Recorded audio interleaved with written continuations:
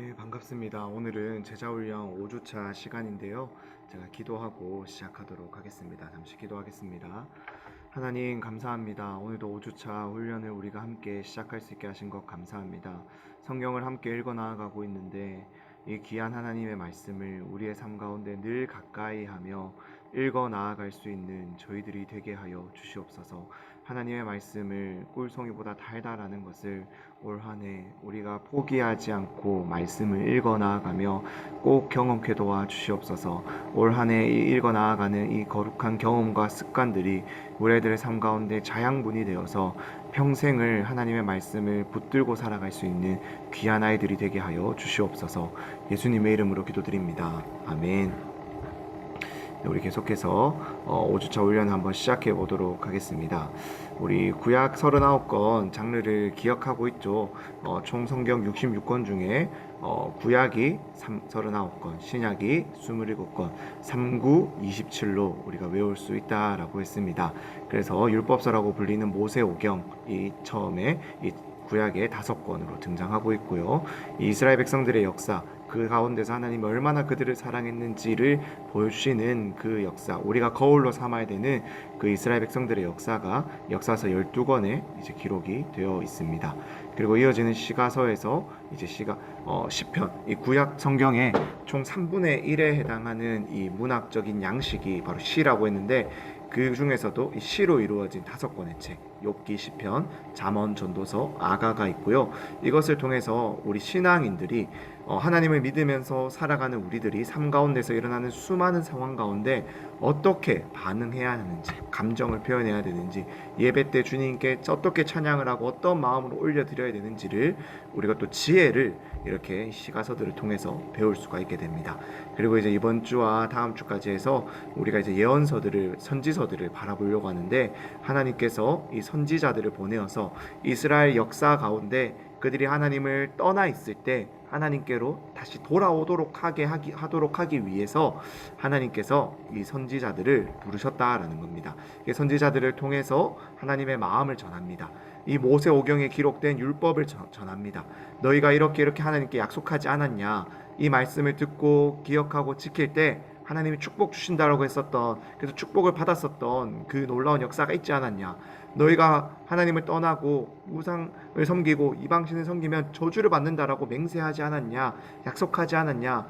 그 일이 일어나기 전에 돌아와라 라고 이 선지자들이 설교를 했고, 이제 하지만 그렇게 해서도 돌아오지 않는 그들이 바벨론 포로 가운데 70년에 끌려가게 될 것이다, 70년 동안 끌려가게 될 것이다 라는 것을 선지자들을 통해서 이야기를 했고, 또 이 선지자들이 통해서 이 그들이 약속한 대로, 하나님 약속한 대로 70년 뒤에 돌아와서 다시 성전을 짓고 성벽을 짓고 그렇게 살아가던, 그리고 또 그 이후에 예수님이 오시고 교회가 세워지고 그 모든 것들이 마지막 날에 어떠한 일이 일어나게 될 것인지도 알려주는 그러한 내용들이 이 예언서, 선지서 가운데 기록이 되어 있다라는 것입니다. 우리 지난주에서 선지서의 개략적인 내용을 살펴보았는데요. 큰 틀을 살펴보면은 300년 동안 기록된 기록이고 16권의 선지서가 있는데 4권의 대선지서와 12권의 소선지서로 구분할 수 있다라는 것입니다. 이것은 분량의 차이인 거예요. 무엇이 더 많은 분량을 가지고 있는지, 무엇이 더 적은 분량을 가지고 있는지, 즉 분량의 차이였다라는 것입니다. 그래서 4권의 대선지서와 12권의 소선지서로 구분이 되어 있고요. 이 대선지서에는 이사야, 예레미야, 에스겔, 다니엘 이렇게 4권의 책이 기록되어 있고, 소선지서는 예레미야가 호세아, 요엘, 아모스, 오바댜, 요나, 미가, 나훔, 하박국, 스바냐, 학개, 스가랴, 말라기까지 이렇게 12권으로 우리가 구분할 수 있다라는 것입니다. 그래서 오늘은 이 선지서, 우리에게 하나님의 마음을 들려주고 돌아오기를 너무나도 원하시는 그 하나님의 마음을 한 권 한 권씩 좀 살펴보려고 하는데, 이번 주는 4권의 대선지서에 대해서 살펴보고 다음 주 12권의 소선지서를 살펴보면서 우리 이번 전반기 상반기 제자훈련을 마무리하도록 하겠습니다. 먼저 이사야서입니다. 이사야서는 우리가 정말로 의지하고 신뢰해야 할 분이 누구인지를 우리에게 가르쳐주고 있는 책입니다. 즉, 이 당시에 이스라엘 백성들이 누구를 의지하고 누구를 신뢰하고 있었는지를 이 이사야서를 통해서 알 수가 있습니다. 하나님께서는 이 땅 가운데 분명히 하나님의 후손 하나님의 자손을 보내어 주셔서 그 씨를 거룩한 씨를 보내어 주어서 그를 통해서 구원을 이룰 것이다. 메시아를 보내어 주실 것이다 라고 약속했는데 이 이스라엘 백성들은 그 당시의 사람들 아니면 어떠한 강해 보이는 어떠한 왕을 그렇게 메시아로서 생각하고 있었다라는 거죠. 때로는 그래서 이 히스기야를 또 때로는 어떠한 사람들은 그 하나님의 자손이 아니라 이방신을 우상을 섬기는 그러한 모습을 통해서 정말로 자기 마음대로 판단하고 있었던 그러한 상황 가운데 이사야서를 통해서 하나님 이렇게 이사야 선지자를 통해서 우리에게 들려주십니다. 우리가 정말로 의지하고 신뢰해야 할 분은 바로 하나님이다라는 거예요. 그래서 이사야서는 총 66장으로 이루어져 있는데요. 참 성경과 구조가 비슷합니다. 성경도 66권으로 되어 있잖아요. 구약이 39권, 신약이 27권으로 되어 있는데 이 이사야도 전반부는 39장, 후반부는 27장으로 이렇게 나뉘어질 수가 있어요. 구약과 신약으로 나뉘어지는 것처럼 이렇게 나뉘어지고 있다라는 것입니다. 그래서 전반부 39장은 이 남유다의 심판과 멸망에 대한 예언이 주를 이루고 있습니다. 즉 다시 말해서 이렇게 살아가면은 너희가 심판당하고 멸망할 수밖에 없다라는 것을 이사야 선지자를 통해서 예언하고 들려주고 있다라는 거죠. 그리고 이 후반부 이어지는 27장, 뒷부분 27장은 40장부터 66장까지는 너희가 바벨론 포로로 결국에는 끌려가게 될 텐데 그 가운데서 어떻게 해방을 받게 되고 구원을 얻게 되는지를 우리들에게 다루어 주고 있다라는 것입니다. 이사야 6장에서는 하나님의 선지자로 부름받은 이사야가 나오는데요. 하나님께서 이 죄 가운데 있던 그 이사야를 부르셔서 그의 입술에 이 핀 숯을 대어서 입술을 정결하게 해 주십니다. 그래서 그가 하나님의 이 일을 감당할 수 있도록 정결하게 해주시는 거죠. 이것을 통해서 우리에게 보여주는 거예요. 하나님께서 부르신 자를 통해서 하나님은 우리의 죄를 사하여 주시고 우리를 통해서 하나님이 드러나기를 원한다라는 것을 우리들에게 보여주고 있다라는 것입니다. 그래서 계속해서 이어지는 내용을 주요 내용들을 살펴보면은 하나님께서는 이스라엘 백성들에게 아브라함과 다윗에게 하셨던 그 약속을 반드시 이루시는 열심히 있으신 분이시고 그 주권을 있으신 분이시다라는 것을 강조하는 것이죠. 그래서 하나님을 의지하는 것 외에 우상을 섬기는 것은 참으로 어리석다라는 것을 이 이사야서를 통해서 우리들에게 계속해서 보여주고 있습니다. 네, 이렇게 이사야서 66장을 읽어 나아가면서 우리가 이러한 내용을 좀 살펴보았으면 좋겠고요. 우리가 계속해서 대선지서 중에 하나인 또 예레미야를 살펴보도록 하겠습니다. 이 예레미야는 눈물의 선지자라는 별명을 가지고 있습니다. 왜 눈물의 선지자라면은 아무리 하나님의 말씀을 전하고 돌아오라고 해도 돌아오지 않는 그 말을 하나님의 말을 듣지 않는 이 이스라엘 백성들을 바라보면서 너무나도 통곡하고 아쉬워하는 마음으로 그들이 향해서 노래하고 말씀을 전했기 때문에 끊임없는 그들 멸망을 향해서 가는 그들을 바라보니 눈물이 날 수밖에 없었음을 강조하고 있었다라는 것이죠. 유다가 멸망하기 전까지 활동한 마지막 선지자고요. 이 당시에는 국제 정세가 굉장히 복잡했습니다. 아수르가 제일 강력한 나라였긴 했는데 그런 아수르와 애굽이 다투기도 했어요. 그래서 그 중간에 놓여 있던 이 이스라엘은 어느 편에 서야 될지 계속 그들은 좀 더 강한 아수르에 붙었다가 애굽에 붙었다가 하면서 계속해서 그들 세상의 힘을 의지했다라는 거죠. 그러다가 바벨론이 등장해서 모든 것을 다 이겨버리고 쓸어버립니다. 그때 이 바벨론에 이제 포로로 끌려가게 되는 거죠. 그러면서 그들은 그것을 또 거부하면서 애굽으로 도망간 사람들도 있었다라는 거예요. 하나님이 아니라 계속해서 세상의 강력한 나라들을 의지했던 것이 바로 이 예레미야가 활동했던 이 시대의 이스라엘 백성들의 모습이었다라는 것입니다. 예레미야가 전한 메시지의 핵심은 이겁니다. 하나님과의 약속을 어기고 하나님을 배반하는 길을 걸어가면 너희 바벨론에게 멸망당할 것이다. 돌아와라, 돌아와라 라고 하는데 이들이 이야기하는 거예요. 감히 나라가 하나님이 바벨론에게 우리가 멸망당할 것이라고 말하는 것이 선지자로서 마땅하냐 옳냐라는 거죠. 이렇게 바벨론에게 팔려가게 될 것이다, 끌려가게 될 것이다 라는 것을 전하는 것이 과연 선지자로서 마땅하냐, 가짜 선지자다 라고 말하면서 예레미야를 계속해서 공격했습니다.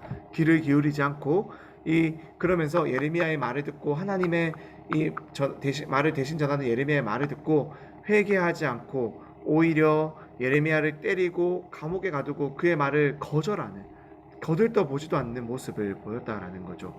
이 예레미야서는 1에서 29장까지는 이 남유다의 파괴와 멸망, 34장에서 52장까지에도 그 내용이 기록되어 있습니다.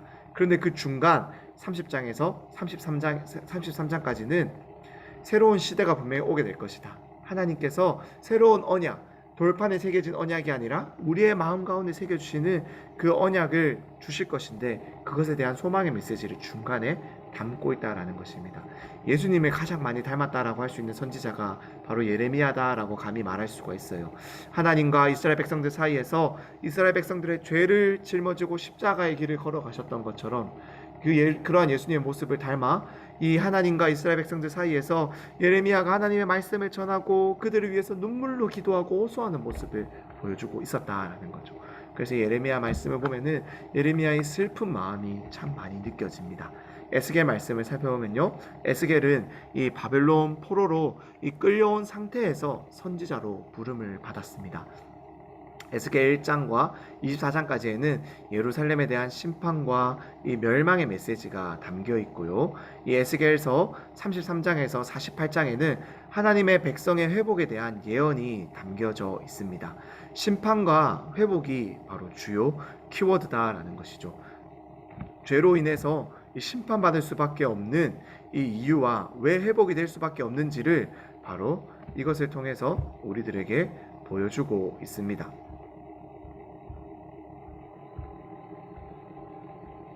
네, 그래서 이 죄로 인해서 심판받을 수밖에 없는 이유는 너희가 하나님을 떠났기 때문에, 하나님을 멀리했기 때문에 그렇다라는 것이고, 하지만 하나님께서는 이스라엘 백성들을 향한 약속을 기억하시기 때문에 그 하나님의 열심이 우리를 다시 회복시킬 것이다. 포로로 끌려온 이 상태에서도 우리를 다시 회복시키실 것이다 라는 것이 바로 이 에스겔서에서 보여주고 있는 내용이다라고 할 수가 있습니다.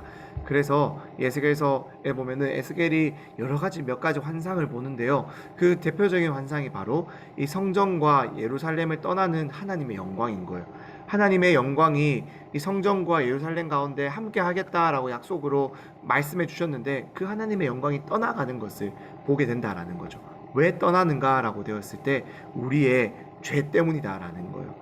계속해서 하나님이 우리 가운데 함께 하시고 성전 가운데 함께 하시고 예루살렘 가운데 함께 하시며 이스라엘 백성들과 함께 하였지만, 그 하나님을 하나님으로 인정하지 않고 이방신을 섬기고 우상을 섬기는 그러한 죄 때문에 죄를 미워하시고 죄와 함께 하실 수 없는 거룩하신 하나님이 떠나는 것을 이 환상으로 보게 된다라는 것입니다.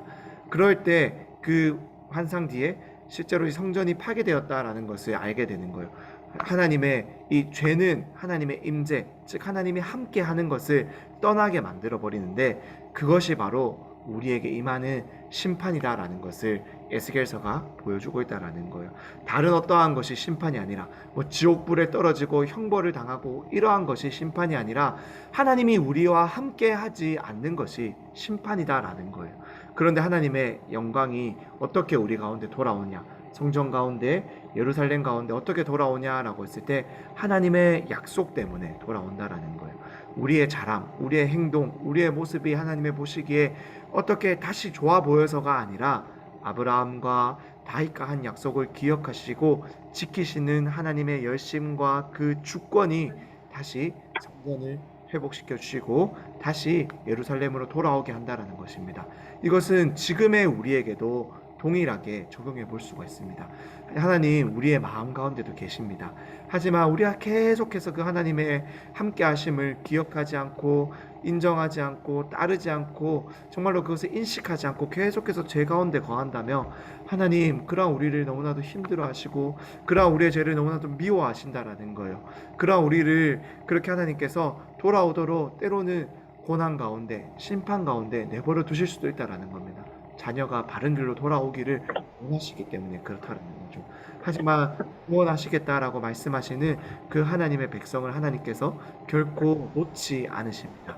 왜냐하면 우리를 구원하시겠다라는 그 약속, 예수 그리스도를 보내오셔서 그를 믿는 모든 자를 구원하시겠다라는 그 약속을 하나님 끝날까지 지키시기 때문에 그렇다라는 거예요. 우리가 에스겔서를 통해서 우리의 마음을 돌아볼 수 있으면 좋겠습니다. 이 마지막으로 이 대선지서 중에 네 번째인 이 다니엘서를 살펴보면요, 이 다니엘은 하나님을 믿지 않고 불신하는 세상 속에서 이 하나님의 백성은 어떻게 살아야 하는가를 우리들에게 보여주고 들려주고 있는 내용입니다. 이것이 바로 다니엘서의 주요한 내용이에요. 이 다니엘은 바벨론 포로 가운데서 평생을 살았습니다. 아무도 하나님을 인정하지 않는 그 바벨론 제국 한가운데서 살았다라는 거죠. 그러한 세상 속에서 하나님의 백성으로서 믿음을 어떻게 지키며 살아가야 하는지를 보여주는 것이 바로 이 다니엘서의 주요한 내용입니다. 그렇기 때문에 우리에게도 참 적용점이 많은 책이에요. 우리도 아무도 하나님을 인정하지 않는 세상 가운데 살아가고 있지 않습니까? 이러한 세상 가운데 여러분들이 딱 놓였어요. 다니엘도 10대의 청소년으로 그 제국에서 시작을 했습니다. 제국에서 살아가는 것을 시작했어요. 우리에게 참 도전되는 부분이 많습니다. 우리가 어떻게 하나님을 아무도 믿지 않는, 따르지 않는 세상 가운데서 살아갈 수 있을까? 우리는 이것을 다니엘서의 내용을 통해서 살펴볼 수가 있는데요. 아무리 하나님을 믿는 자들을 세상이, 하나님 믿지 않는 자들이 핍박하고 공격하고 믿음을 흔들려고 해도 그 믿음을 딱 지키겠다라고 딱 세워 나아간다면 하나님이 지켜주신다라는 것을 이 다니엘의 모습을 통해서 볼 수 있습니다. 이 채식을 하겠다라고 딱 선언했을 때도 환관장을 통해서 은혜를 얻게 하세요. 사자굴에 던져줘도 하나님께서 보호하여 주십니다. 풀무불에 던져줘도 지켜주신다라는 거예요. 그렇게 믿음을 지키며 살아갈 때 하나님이 어떻게 지키시고 보호하시고 역사하시고 일하시는지를 한번 보라라고 우리에게 도전하는 책이 다니엘입니다. 1에서 6장까지는 다니엘과 세 친구가 바벨론 왕궁에서 살아가면서 하나님이 어떻게 지켜주시는지를 보여주는 사건을 보여줍니다. 이 7장에서 마지막 12장까지는 다니엘이 천사로부터 받은 환상이 있는데 그 환상에 대한 해석을 우리에게 보여주고 있습니다. 다니엘과 세 친구들이 겪은 일들은 다니엘서 전체 주제를 극적으로 잘 보여주고요. 하나님만을 의지하는 자들의 삶의 모습은 이래야 된다라는 것을 보여주죠.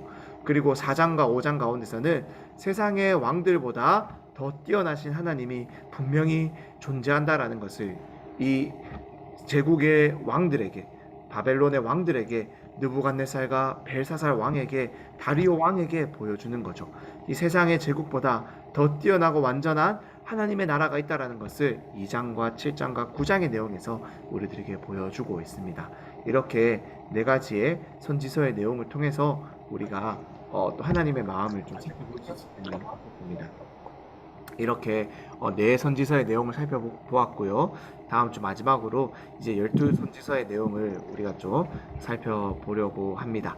오늘은 이제 이렇게 선지서의 내용을 다 살펴보았으니 오늘의 통독 분량이 역대상 1장과 2장의 내용을 좀 한번 통독해 보려고 합니다.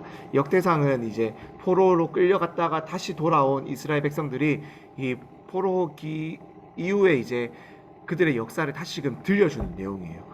그래서 처음에는 족보가 나옵니다. 이러이러한 족보를 통해서 우리가 지금까지 이어져 내려왔고 이곳 가운데 우리가 있다라는 것, 그리고 이후에 이어지는 내용은 사무엘과 열왕기 내용과 비슷해 보이지만 그 가운데서 하나님의 백성으로 이렇게 살아가야 된다, 말씀을 지키며 살아가야 된다라는 그러한 관점으로 쓰여진 것이 역대상의 내용인데요. 오늘 이 역대상의 내용은 1장과 2장 족보의 내용인데 말씀을 펴서 우리 친구들 또 같이 오늘 선생님들 함께 한번 읽어 하겠습니다. 1장과 2절인데 성경을 좀 준비해 주시고 성경이 혹시 준비가 어려우시면 앞에 화면을 한번 보고 우리 같이 한번 1절부터 읽어보도록 하겠습니다. 1절부터 제가 한번 읽어보도록 하겠습니다. 한 절씩 교독할 텐데 여러분들 따라오시면서 한번 한 절씩 같이 한번 교독해 보면 좋을 것 같습니다. 꼭 마이크를 안 켜도 되고 집에서 읽으시면 됩니다. 한번 읽어보겠습니다. 아담, 셋, 에노스, 게난, 마할렐렛, 야렛, 에녹, 무두셀라, 라멕, 노아, 셈, 함과 야벳은 형들이라. 야벳의 자손은 고멜과 마곡과 마대와 야완과 두발과 메섹과 디라스요. 고멜의 자손은 아스그나스와 디박과 도갈마요. 야완의 자손은 엘리사와 다시스와 기띔과 도다님이더라. 함의 자손은 구스와 미스라임과 북과 가나안이요. 구스의 자손은 스바와 하윌라와 삽다와 라하마와 삽드가요. 라하마의 자손은 스바와 드단이요.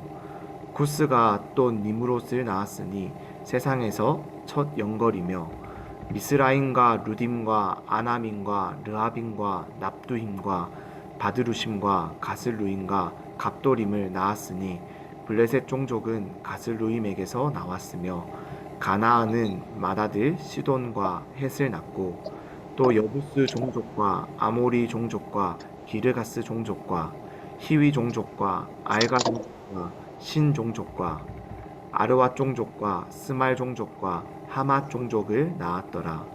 셈의 자손은 엘람과 아수르와 아르박삭과 룻과 아람과 우스와 훌과 게델과 메색이라. 아르박삿은 셀라를 낳고 셀라는 에벨을 낳고 에벨은 두 아들을 낳아 하나의 이름을 벨렉이라 하였으니 이는 그때의 땅이 나뉘었으며 그의 아우의 이름은 욕단이며 욕단이 알모닥과 셀렙과 하살마웻과 예라와 하도람과 우살과 디글라와 에발과 아비마엘과 스바와 오빌과 하윌라와 요밥을 낳았으니 욕단의 자손은 이상과 같으니라. 셈, 아르박삿, 셀라, 에벨, 벨렉, 르우, 스룹, 나홀, 데라. 아브람 곧 아브라함은 조상들이요 아브라함의 자손은 이삭과 이스마엘이라. 이스마엘의 족보는 이러하니 그의 맏아들은 느바요시요 다음은 게달과 압브엘과 미삼과 미스마와 하마와 마사와 하닥과 데마와 여둘과 나비스와 게드마라. 이들은 이스마엘의 자손들이라. 아브라함의 소실 그두라가 낳은 자손은 시므란과 욕산과 무단과 미디안과 이스박과 수아요. 욕산의 자손은 스바와 드단이요. 미디안의 자손은 에바와 에벨과 한옥과 아비다와 엘다아니. 이들은 모두 그두라의 자손들이라. 아브라함이 이삭을 낳았으니 이삭의 아들은 에서와 이스라엘이더라. 에서의 아들은 이에서 여우스와 열람과 에라요. 엘리바스의 아들은 데몬과 호말과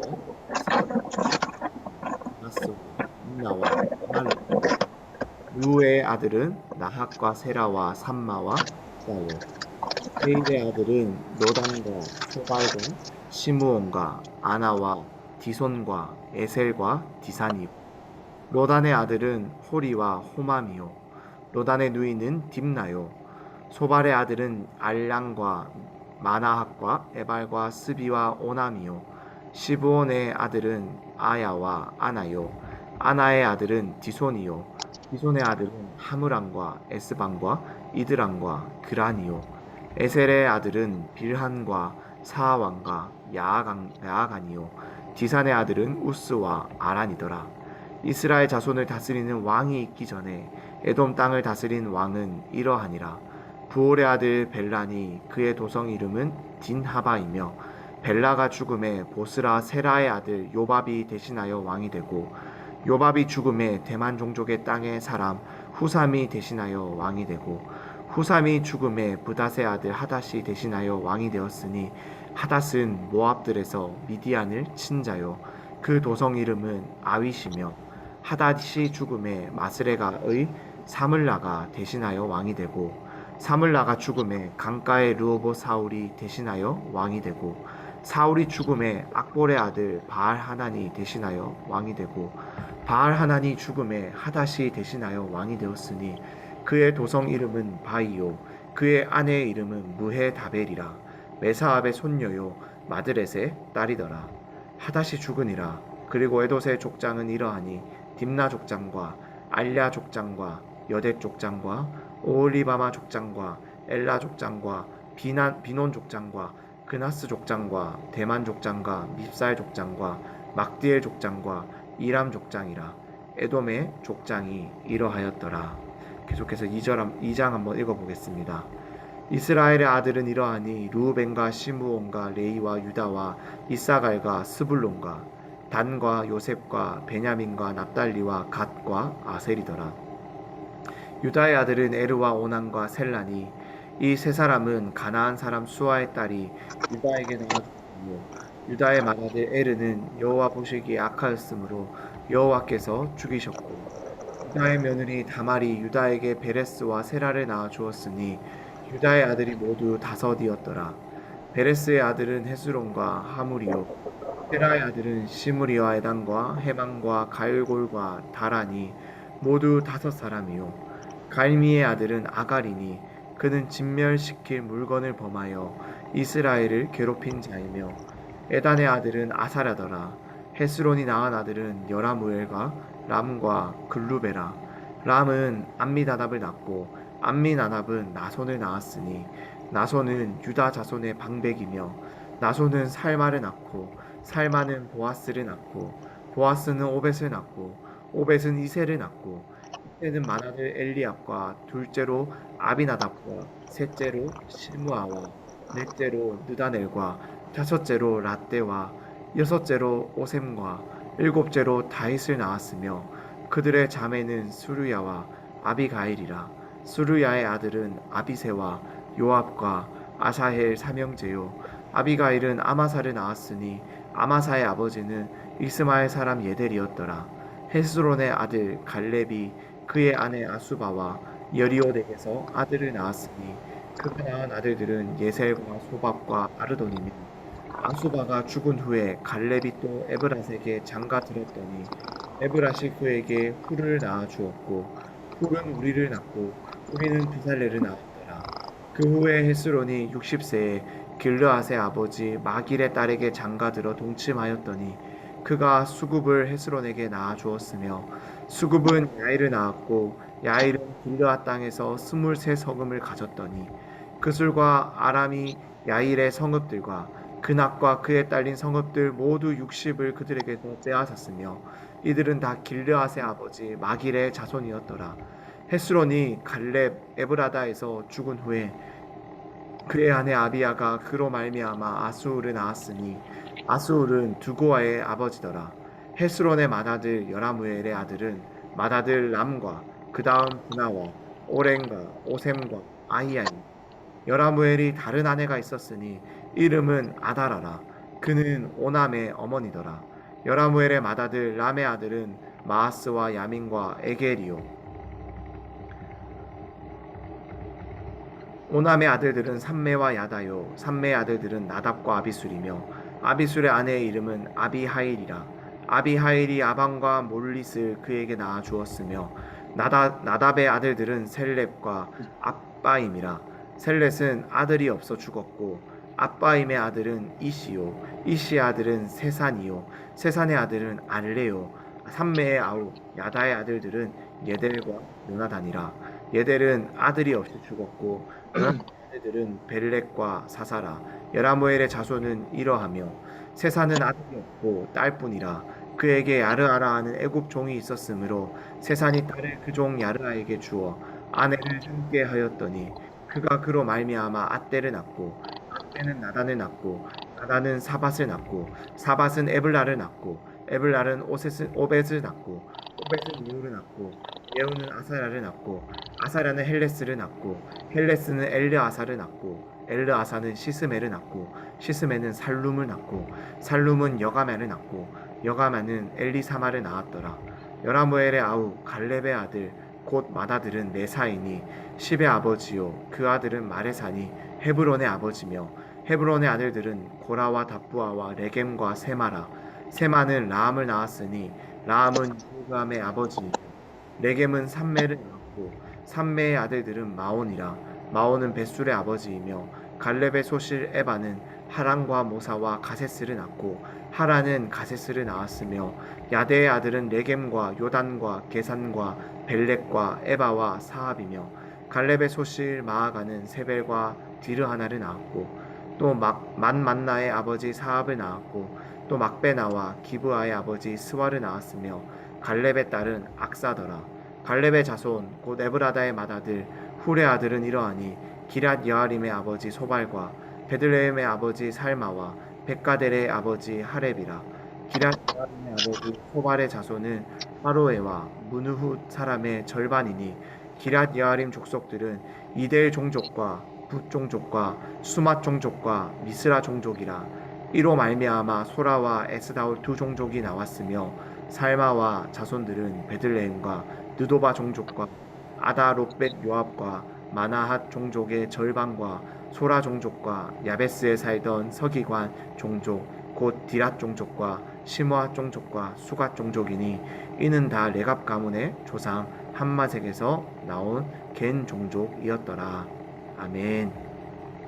네, 오늘 이렇게 우리 오늘의 통독 본문인 역대상 1장과 2장까지 같이 한번 읽어보았습니다. 제가 기도하고 5주차 제자훈련을 마치도록 하겠습니다. 잠시 기도하겠습니다. 하나님 감사합니다. 오늘도 우리가 하나님의 말씀을 이렇게 살펴봅니다. 하나님 선지서의 말씀을 살펴보며 정말로 우리가 읽어 나아갈 때 하나님의 마음을 알아갈 수 있는 저희들이 되게 하여 주시고 하나님께로 돌아가 정말로 하나님만을 의지하는 저희들이 되게 하여 주시옵소서. 하나님은 당신의 약속을 신실하게 이루시기 위해 하나뿐인 아들도 아끼지 않고 우리에게 내어주시며 그 아들의 죽음으로 십자가에 달려 죽으심으로 우리를 구원하여 주셨는데 우리 또한 하나님과 맹세한 약속을 기억하며 십자가의 은혜로 살아난 우리가 하나님의 말씀을 감사하며 지켜나아갈 수 있는 정말로 이 땅 가운데 하나님의 백성으로 세상 가운데 하나님을 나타내고 보여줄 수 있는 저희들이 되게 하여 주시옵소서.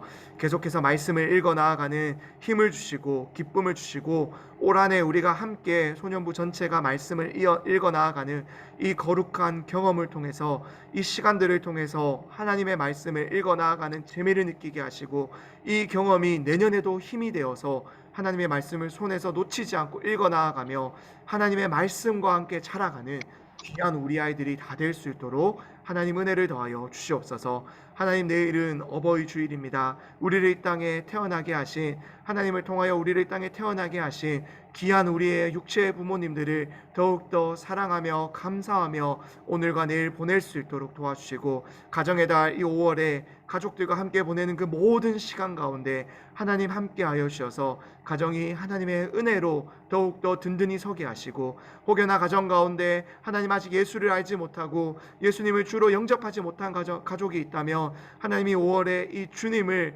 우리의 구주 되시는 주님을 우리 아이들이 또 우리 선생님들이 소개하며 우리의 입술을 통하여 그것을 전하며 나아갈 때 가족들이 정말로 예수님 앞에 돌아오는 은혜의 달, 은혜의 선물이 정말로 주어지는 은혜의 시간 될 수 있도록 하나님 함께하여 주시옵소서. 내일 주일 우리가 함께 모여 또 예배합니다. 흩어졌다 예배하며 놓이는 그 시간 가운데 함께하여 주셔서 성령님 영과 진리로 예배할 수 있는 귀한 은혜의 시간이 되게 하여 주시고 우리 선생님들 우리 아이들과 함께 교제하며 나아갈 때 하나님 정말로 영적인 스승과 제자의 관계가 세워지는 은혜의 시간들이 되게 하여 주시옵소서. 오늘 하루 잘 마무리하고 내일 또 주님 안에서 기쁘게 만나 교제하길 간절히 소망하오며 예수님의 이름으로 기도드립니다. 아멘. 네, 오늘 이렇게 마치도록 하겠습니다. 네, 함께 해주셔서 감사합니다.